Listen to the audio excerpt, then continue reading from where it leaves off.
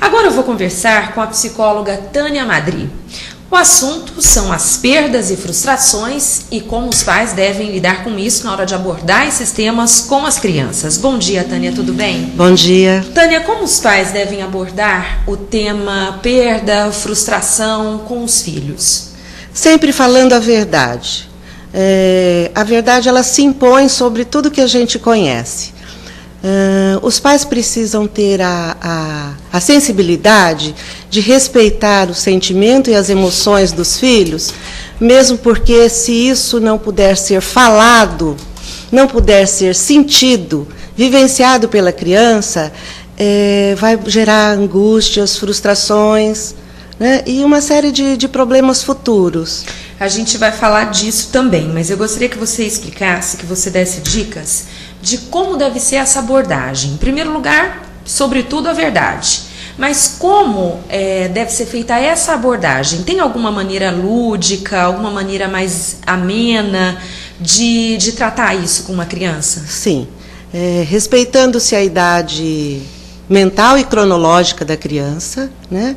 Colocando-a em contato com a frustração, com a morte ou com a separação, a perda, de maneira gradativa, com muito afeto, propiciando que ela possa entrar em contato, ela ter a oportunidade de expressar a sua dor, a sua tristeza, respeitando o momento de recolhimento que é necessário para se fazer um desligamento e uma reconstrução daquele momento que a criança, né, passa.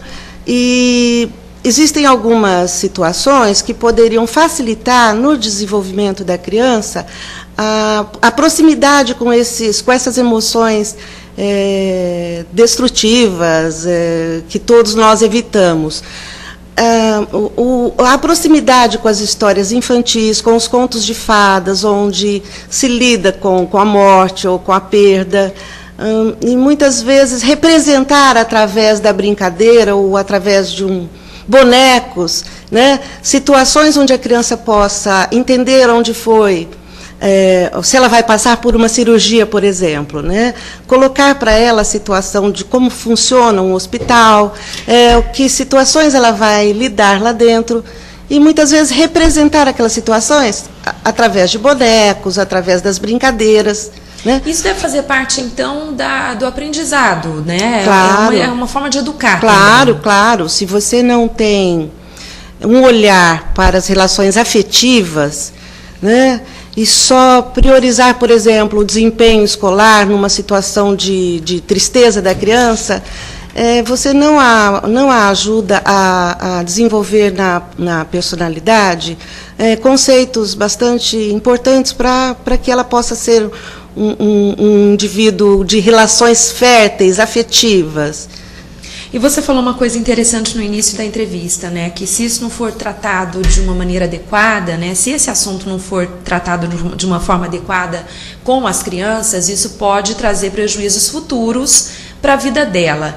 Esses que você acabou de citar seria um deles. E quais seriam os outros, Tânia? Que tipo de prejuízo uma má abordagem, né, de um tema frustração e perda pode causar na vida de uma criança, futuro adulto? Olha, as famílias têm formas diversas de lidar com o tema, né? Nós temos as religiões que, simbolicamente, elas configuram a situação de despedida e de luto.